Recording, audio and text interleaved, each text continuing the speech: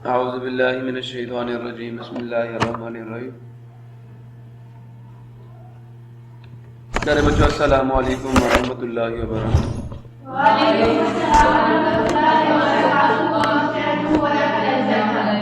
Rabbi इश्रह ली सदरी व यस्सिर ली अमरी वहलुल उक़दतम मिन लिसानी यफ़क़हू क़ौली। Rabbi ज़िदनी इल्मा rabbi ज़िदनी इल्मा rabbi ज़िदनी इल्मा। अल्लाहुम्मा इन्नी अस्अलुका इल्मन नाफ़िअ व रिज़्क़न तय्यिबा व अमलन मुतक़ब्बला। अल्लाहुम्मा अल्लिमनी अल-किताब वल हिसाब। अल्लाहुम्मा ज़क्किरनी मिन्हु मा नसीतु व अल्लिमनी मिन्हु मा जहिलतु। अल्लाहुम्मा ख़ुज़ बियदी। प्यारे बच्चों, आज हम लोग chemistry 9th class chapter number 1 का लेक्चर नंबर 6 स्टार्ट करने जा रहे हैं। और आज के इस लेक्चर में हम लोग बात करेंगे मॉलिक्यूल की, कि एक मॉलिक्यूल क्या होता है। आप लोगों ने एटम की डेफिनेशन की थी, और वो डेफिनेशन क्या थी?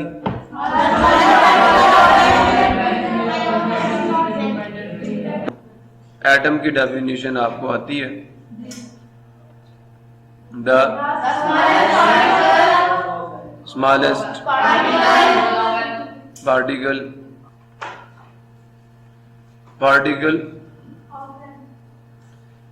यही होता है, particle of an which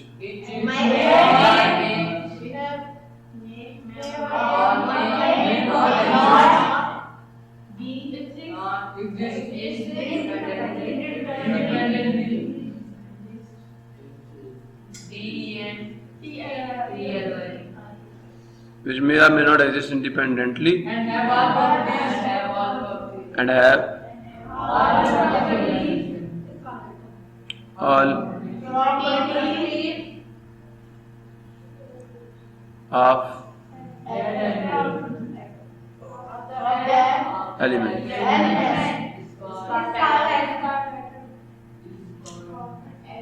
is called its atom। इस मतलब उस एलिमेंट। अब जो मॉलिक्यूल है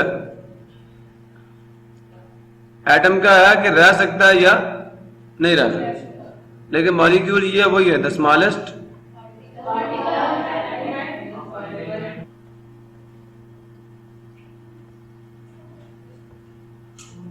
ऑफ एन एलिमेंट और ए कंपाउंड। ये कंपाउंड का भी हो सकता है, विच कैन एग्जिस्ट। यहाँ पे यकीन है, यहाँ पे यकीन नहीं, मे और may not, but it can exist independently.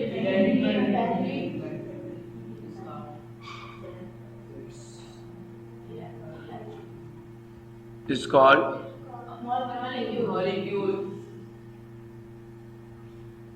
It's molecule.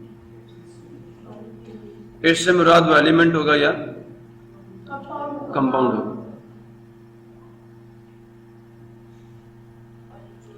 Clear हो गया? It's called its molecule. Issue Kishu. अब इसकी एग्जांपल्स क्या दे सकते हो? जैसे आपके पास एलिमेंट की अगर मैं एग्जांपल्स दूं, तो मैंने आपको H2 कहा था, Cl2 कहा था, Br2 कहा था, O2 कहा था, N2 कहा था या नहीं कहा था? तो ये सारे एलिमेंट्स के मॉलिक्यूल्स हैं। अगर कंपाउंड्स की एग्जांपल दूं तो CO2 एक मॉलिक्यूल है, H2 एक मॉलिक्यूल है, C6H12O6 एक मॉलिक्यूल है। NaCl बेटा formula unit. Molecules covalent compounds के होते हैं, आयनिक कंपाउंड्स के फार्मूला यूनिट्स होते हैं। ठीक है, तो ये थोड़ा सा फर्क आगे बताऊंगा आपको। Any confusion? अब जरा इसको पढ़ें। व्हाट डू यू मीन अब, या what do you know about the nature, ठीक है, या what do you know about the molecularity of the physical world. Clear हुआ? The world is composed of a few more than 100 elements.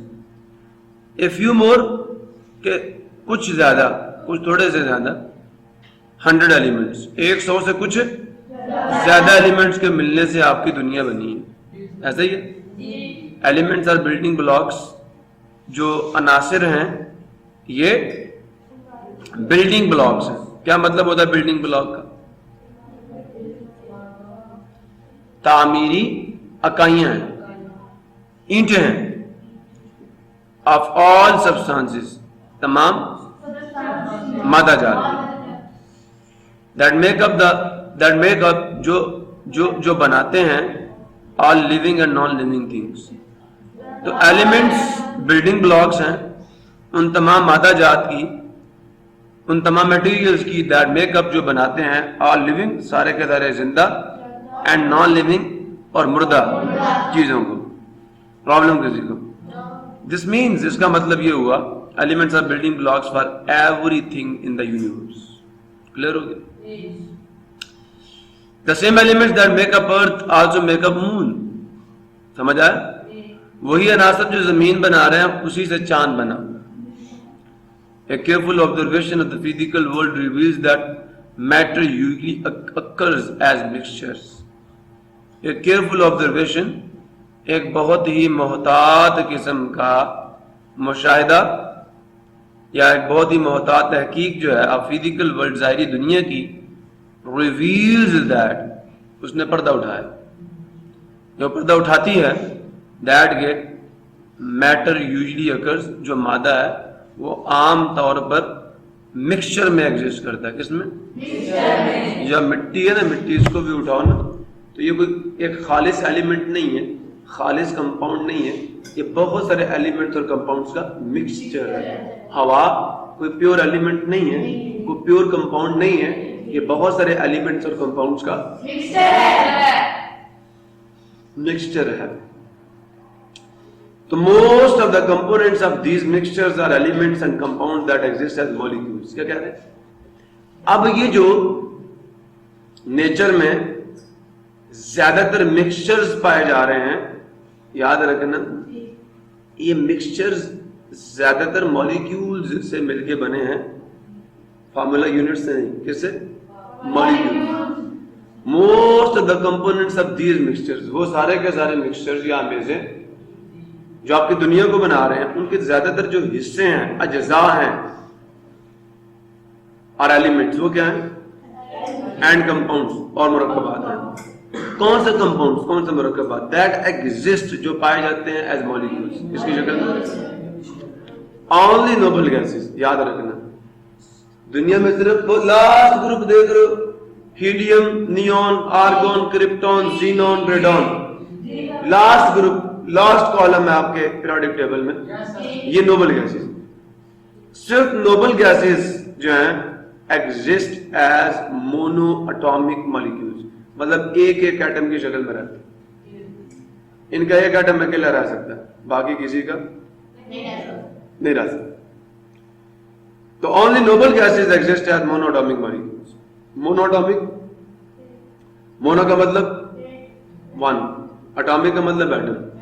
तो ऐसा molecule जो सिर्फ एक एटम पे मुश्तमिल हो। मॉलिक्यूल क्या है? कोई भी ऐसा पार्टिकल जो तन्हा रह सके, आजाद हालत में। तो नोबल गैसेस के एटम अकेले रह सकते हैं, इंडिपेंडेंटली एग्जिस्ट कर सकते हैं, तो उनको मॉलिक्यूल भी कहते हैं, मोनोटॉमिक मॉलिक्यूल्स। क्लियर हुआ? Other substances exist as poly,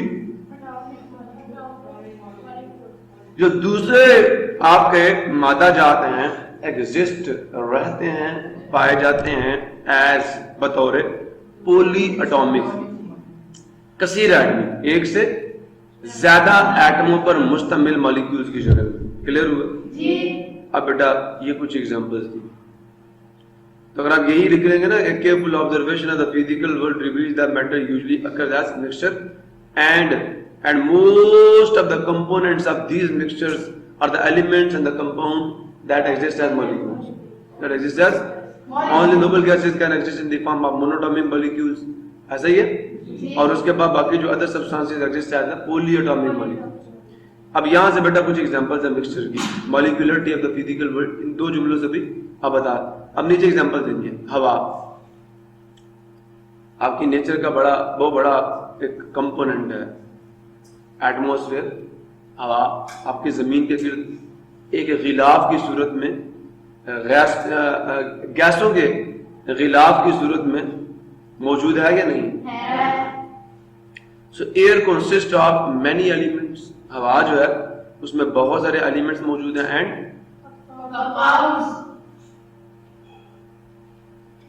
all existing in molecular form. पहली एग्जांपल आ गई। अब इसकी मिसाल देखें। फॉर इंस्टेंस या फॉर एग्जांपल इसमें कौन कौन है? ऑक्सीजन है 21%, नाइट्रोजन है, कार्बन डाइऑक्साइड 38%, ऐसे ही है। वाटर मॉलिक्यूल्स भी हैं एंड नोबल गैसेस। ये वो अज्जा हैं जो मिलकर आपकी हवा बना रहे हैं। वाटर पानी, जमीन के अगर 4 हिस्से किए जाएं तो उनमें से 3 हिस्सों पे क्या पानी है। 71% of the earth crust is covered by the water. पानी है, पानी। समझे हो नहीं समझे? तो water A molecular substance covers 70% of the earth crust. It also फिल्स the empty spaces under the earth. और मजे की बात यह है कि ये पहली बात तो जमीन के 70% हिस्से को कवर करता है, और दूसरी बात यह है कि जमीन के नीचे जो खाली जगह है उनके अंदर भी क्या मौजूद है? तुम बोरिंग करके पानी कहां से निकालते? जमीन के अंदर भी पानी वैकेंट स्पेसेस के अंदर मौजूद है। मसला किसी को? कितनी एग्जांपल्स होगी? एयर हो गई, वाटर हो गई। एयर भी मॉलिक्यूलर एलिमेंट्स और कंपाउंड्स में मुश्तमिल है। वाटर बताते खुद एक मॉलिक्यूलर सब्सटेंस है। रॉक्स, चट्टाने, क्या rocks and earth are the mixture of numerous compounds. आपकी चट्टाने और जमीन एक मिक्सचर है बहुत या कई किस्म के, न्यूमरस, कई कंपाउंड्स का मतलब मुरक्कबात। क्ले एंड सैंड, क्ले कहते हैं मिट्टी को, सैंड कहते हैं रेत को। Consist of long chains of atoms called giant molecules. ये जो रेत है ना, रेत ये सिलिकॉन डाइऑक्साइड के बहुत बड़े बड़े मॉलिक्यूल्स पे मुश्तमिल। सो देयरफॉर रेत और जो मिट्टी है ये किस पे? Long chains of atoms. ये एटम्स की बड़ी बड़ी चेन्स से मिलकर बनती है, और ऐसी चेन्स ऑफ एटम्स को हम जेंट बड़े मॉलिक्यूल्स। कौन से मॉलिक्यूल?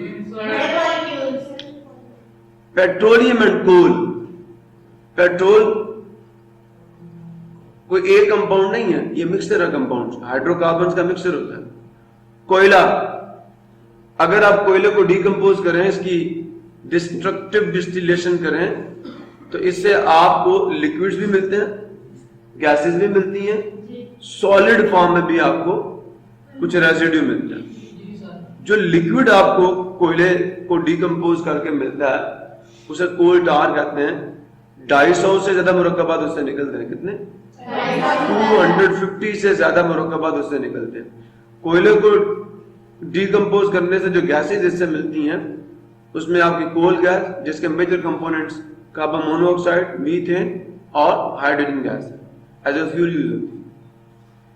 फिर अखीर पे आपको 99% प्योर कार्बन मिलती है, जिसको हम लोग कोक कहते हैं। कोक जो ब्लास्ट फर्नेस में आपके काम आती है फॉर द मेटलर्जी। लुक भी इस कोयले से मिलती है।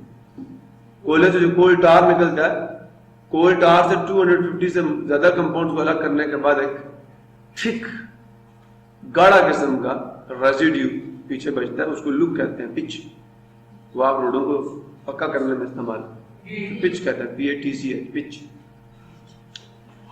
सो petroleum and coal that are complex mixtures. आप समझ आए?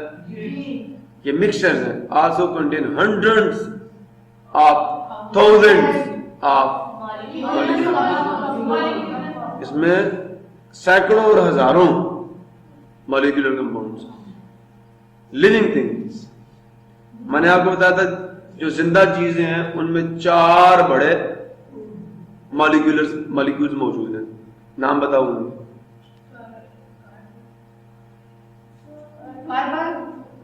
Carbohydrates, proteins, lipids, nucleic acid.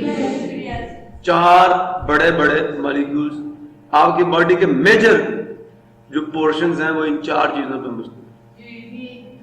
Carbohydrates, lipids, proteins, fats और ऑयल्स बेटा आपके लिपिड्स हैं, ये लिपिड्स ही हैं। न्यूक्लिक एसिड, डीएनए, आरएनए, ये दोनों न्यूक्लिक एसिड्स, समझ आया? तो living things contain thousands of different substances such as carbohydrates, proteins, fats, lipids, nucleic acid। ठीक है जी, फैट मत कहो, कार्बोहाइड्रेट्स, प्रोटीन्स एंड लिपिड्स, और उसके बाद nucleic acids. All the substances are molecular in nature, ये सारे मॉलिक्यूलर इन नेचर। अच्छा जी, साइंस टिटबिट्स, इसे कहते हैं साइंसी चिटकारे, साइंसी चिटका और चिटकारे, चुटकले, टोटके। तो बैड ब्रीथ में भी गुड फॉर यू, कहता है जो बदबूदार सांस है ना, ये भी आपके लिए फायदेमंद हो सकता है। अब ये नहीं कहना कैसा अंदर से मैं नहाना छोड़ देना, बदबू से बंदे को सेहत मिलती।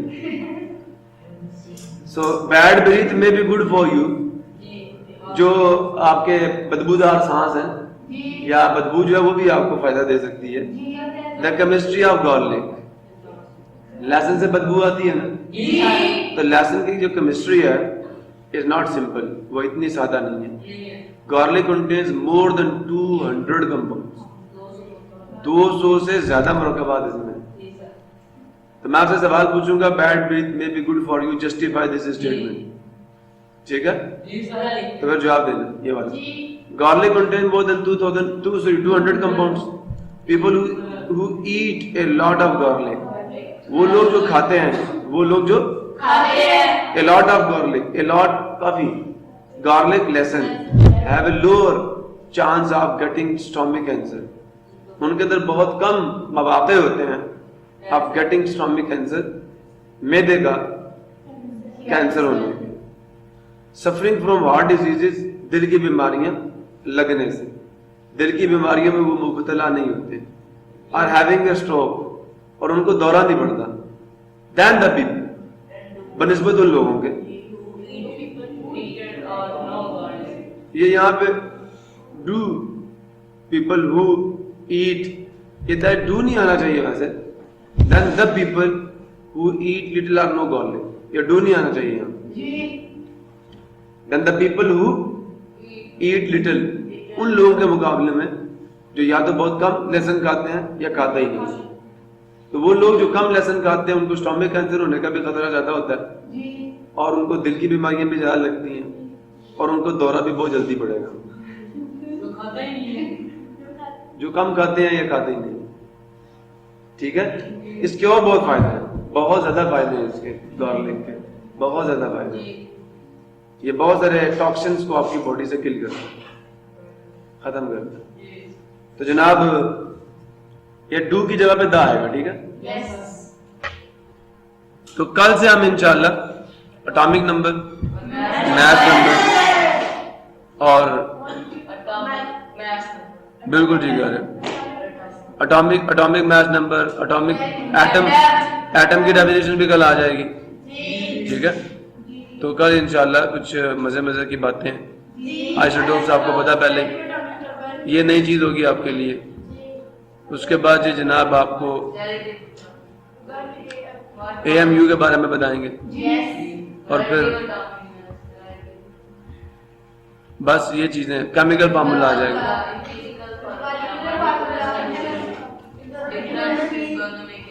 दोनों में डिफरेंस देखेंगे इंशाल्लाह।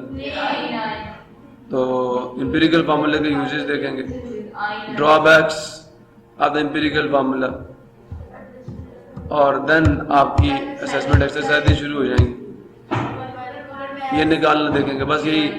और इसके बाद आपका होगा आयंस और ये केमिकल स्पीशीज होंगी, चार्ज होगा, आयंस होंगे, फ्री रेडिकल्स होंगे, और उसके बाद मोल होगा बस, और मोलर मैस होगा। सो अप्रोक्सीमेटली 4 या 5 दिन लगेंगे और अल्लाह हाफिज़। पाकिस्तान